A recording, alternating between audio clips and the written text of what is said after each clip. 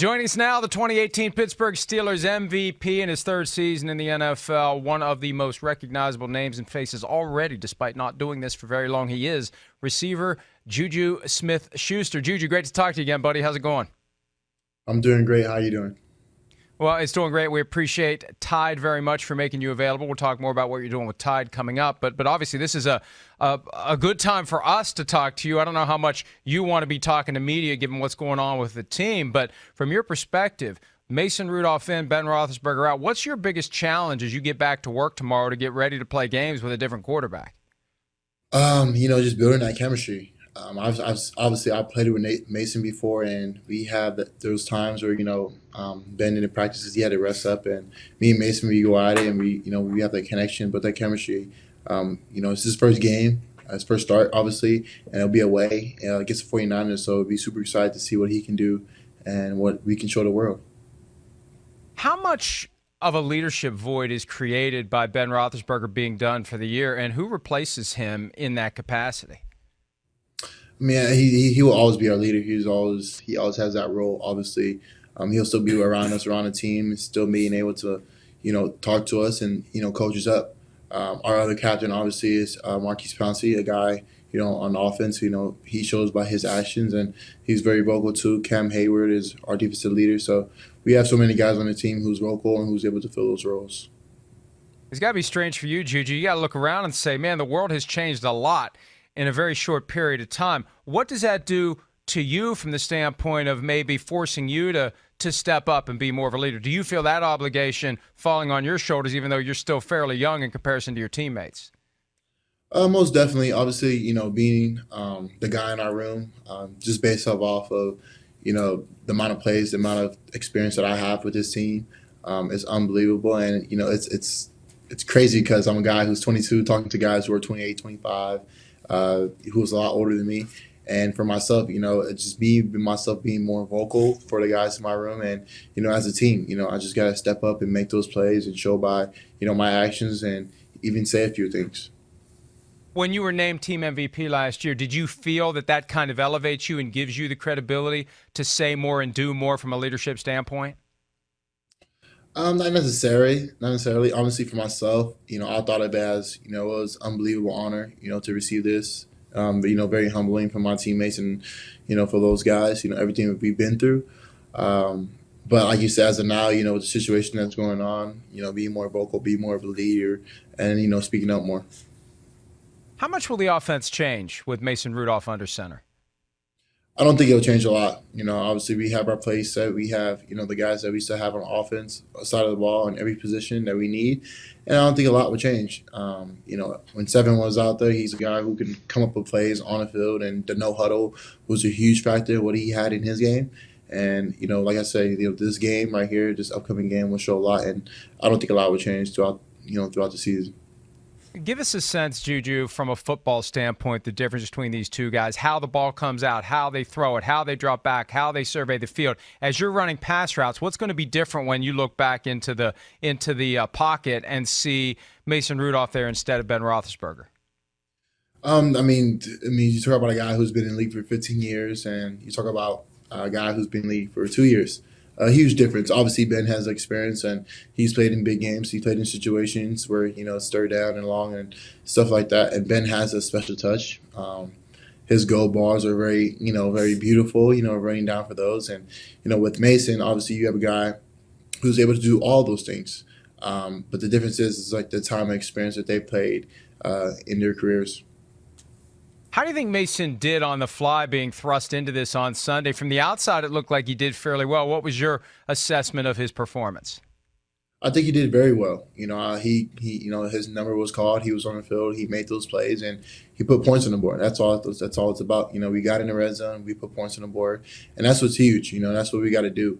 On our offensive side of the ball, we got to convert more on third downs and move the chains, just so we can score more and keep the momentum on offense, special teams, and defense.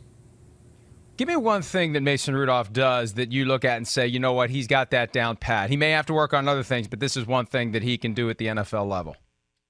Those deep balls. He's really good at those accuracies, and he has the power to throw those deep balls over down the field. And, I've seen him do it in college with James Washington, so I'm not surprised that, that's something that he's really good at. He said something yesterday that he was aware for a while that Ben was having some sort of an elbow issue. When did it first hit your radar screen that we may need to keep an eye on what happens with this elbow on Ben, and we may need to make an adjustment out of the blue during a game to a new quarterback? Yeah, so I was probably like during the game actually. I noticed that he was grabbing his forearm, and that's when I was like, okay, wow. I mean, there's something serious going on. With that situation going on, I was like, okay, he's gonna come back, right? Because it's Big Ben. He loves the game. He's gonna fight back, and that's what he usually do. And when they pulled him, they put Mason down. I was like, oh, this is something serious. And then when I found out about the news, it wasn't. Well, I didn't take it, very lightly. It was a tough one, for myself because I played with him for the past 2 years, and not to see a guy who loves the game so much goes down, but just a great lead, a great player all the way around. And for us, in our room, Coach Tom is talking about you got to stay positive, you got to believe. And number two, and that's what we all do. We all believe in too that he's going to go out there and get the job done. From your perspective, this is all happening in a unique season where you're shifting from the number 2 receiver on the team to the number 1 receiver on the team. What differences have you noticed through 2 games in how defenses cover you, given that you're now the guy on the receiving depth chart? Yeah, I mean, there's a lot of double team, a lot of me being matched up with their best corner. It's awesome. I have the opportunity to go against some great guys and some great defense. But being able to to take those double teams and have other guys make their plays and all the way around. So it's a lot has changed. Being inside and outside, and going against the number 1 guy. Do you hear more chatter now from defensive backs since they're focused on you instead of AB? No, not so much. I'm pretty fun out there. I just say good job, or I'll smile, or I'll laugh. Some guys don't even talk. Like Gilmore didn't talk to me a lot, but towards the end of the game, he smiled at me, and I was like, okay, there you go. Like now you want to smile because like obviously they won, but I'm not the type of guy to talk, that kind of stuff. But if it has to come to that, I'm still not talking.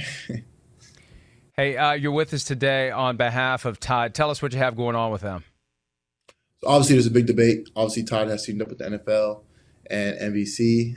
There's a debate about, when do you do your laundry on Sundays. And for myself, I do laundries on Tuesdays. Why? Because Sundays are for the NFL, not for laundry. And for myself, I do laundry on Tuesday because it's NFL off day. It's the best way to go. I use Tide Pods. Why? It's so easy. You just throw it in there like a football. And there you go. Now you're scoring touchdowns. So you can do your laundry. It's over. It's clean. Now you got fresh underwear. So now wait a minute. You're 22 years old, right? Yeah.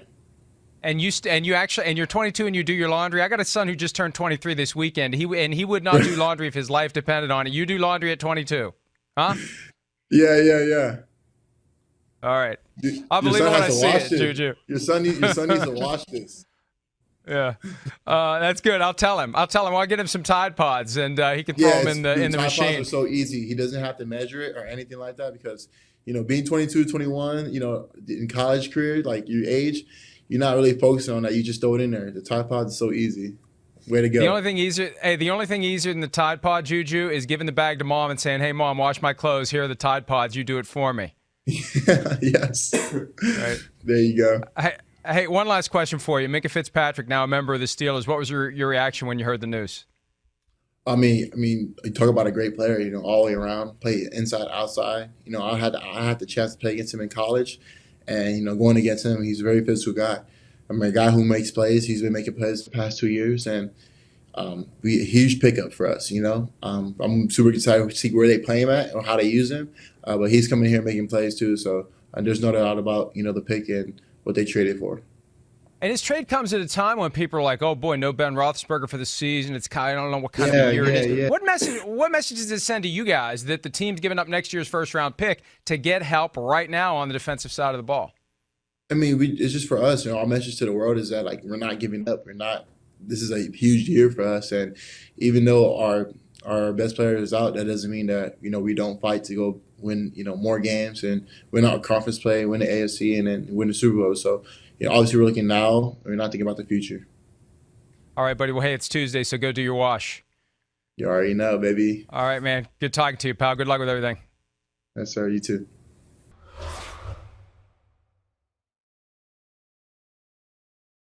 Hi, I'm Mike Tirico, and thanks for watching. Make sure to hit subscribe for the latest news and highlights from NBC Sports.